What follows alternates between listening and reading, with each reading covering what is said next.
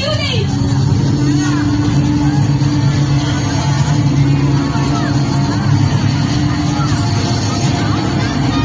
माझ्या आजूबाजूला कोणीच वळलं नाहीये का? सगळे शंकर जन्माला आले. आज जर माझ्या अभिला धक्का लागला ना तर तुमच्या आया बहिणी तुम्हाला कधीच माफ करू शकणार नाही. तुला काय वाटलं मी गेलो? वाचवा वाचवा वाचवा.